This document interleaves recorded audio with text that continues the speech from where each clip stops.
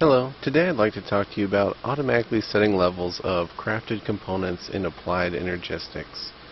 In order to automatically set levels of crafted components, the first thing you'll need to do is create a pattern for the item that you wish to craft. In today's example, we're going to be making hardened glass, and we're going to be doing this by using this interface here, this ME interface, and an induction smelter. So we'll take a blank pattern and go to our ME pattern encoder, and we'll tell it how we need to make the hardened glass. So we know that if we give it 2 obsidian dust and 1 lead ingot, we'll get back 2 hardened glass. And remember, Applied Energistics won't know this recipe because it's not made in a crafting table, it's made in another machine. So you'll need to make at least 1 piece of hardened glass first before you'll be able to set this up.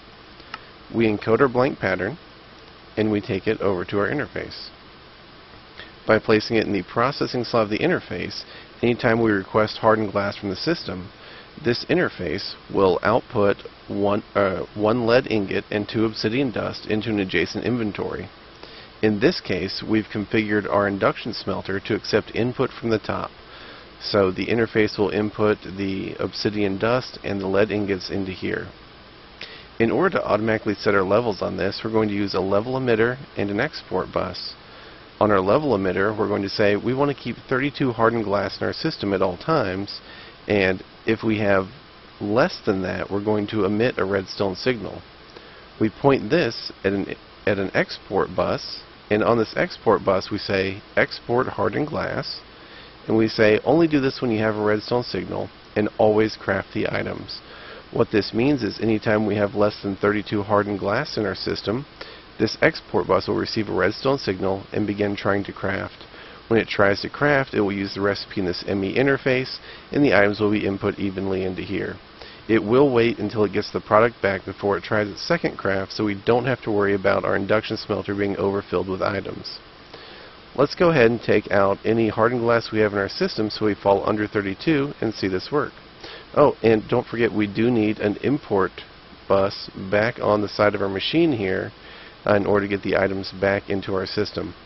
In order to get that to work, we set the side to the blank hole with no colored border around it, and that'll give Applied Energistics access to any of the output slots in the system.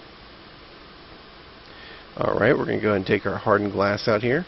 We've got 15, which is less than what we've set this to. So we've set this to 32, and so we're now emitting redstone signal.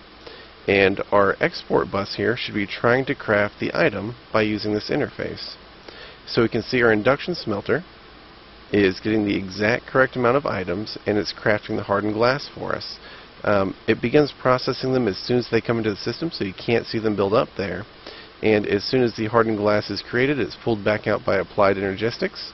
So what we should be able to do is see here, we should lose 2 of these and 1 of these and get 2 hardened glass back on each craft. And this should stop when we reach 32.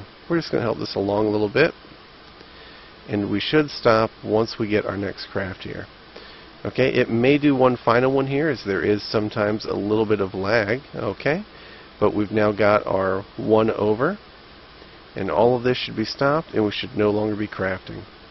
So that is all you need to do in order to keep set levels of automated crafted items. You'll want an interface placed adjacent to the machine. You'll want an export bus set to activate with signal and to always craft, and you'll want a level emitter that emits a redstone signal to the export bus whenever you're below the threshold you've set. And please don't forget, you will need your import bus to get the items back into the system. Hopefully this is helpful to you, and have a great day.